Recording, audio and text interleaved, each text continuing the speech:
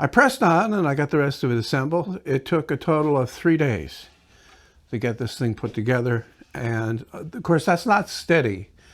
You know, when you're doing this, you have to glue up layers, clamp them, and wait until that dries. In the meantime, you can do other things. What I was doing was cutting some more cherry for these wings because I grossly underestimated how much I needed. And I still don't have enough for the other speaker, which I'll be putting together next, but I want to get this thing shaped before I do that. And I still have a question that I need to answer on this one, and it's up here at the top. You can see that I went the rest of the way just plain, without box joining it in the corner, because there's no wings on the back here, really. I just thickened this because of this big radius that I mistakenly made can be picked up on the thicker panel. This was originally supposed to be just 1 inch thick, but now it's 2 inches, and I decided not to box join it in the corners, and I don't know if that's going to look odd. And I really can't judge at this point because it's too pixelated. You know, you got these steps all over the place, and all this has to go, and it all has to be smoothed out before I'll be able to judge whether this looks right or not.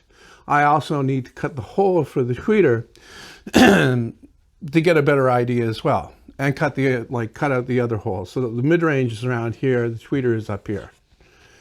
So I'm gonna get all that done before I decide what I'm gonna do about this, if I'm gonna do anything. Maybe it looks good, maybe it looks right.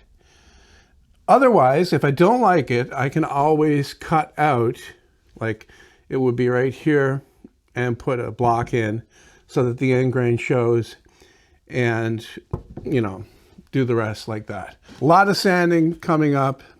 Also, some cutting on the side here.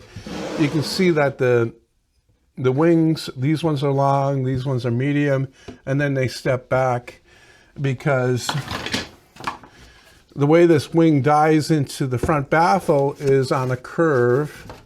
And I cut out a big radius on a piece of cardboard here to lay on there so I can draw that curve. And then these slope up as well. All right, so it's not like, and also it tips back 2 degrees. So I've got to cut some off the bottom. So it does tip back. So a lot of work to do, and I want to get this speaker mostly done before I start working on the other one.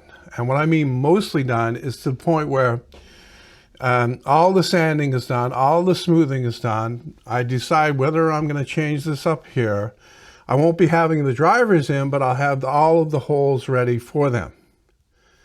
Okay? And when that's all done, I want to get it out in the sun, you know, a nice sunny day, so that it will darken this cherry after all the final sanding's done, so that it will, you know, it'll look right off the bat. And what that'll do is it will darken this darker wood, the heartwood, and leave this sapwood lighter. So it will be even more dramatic than it is right now.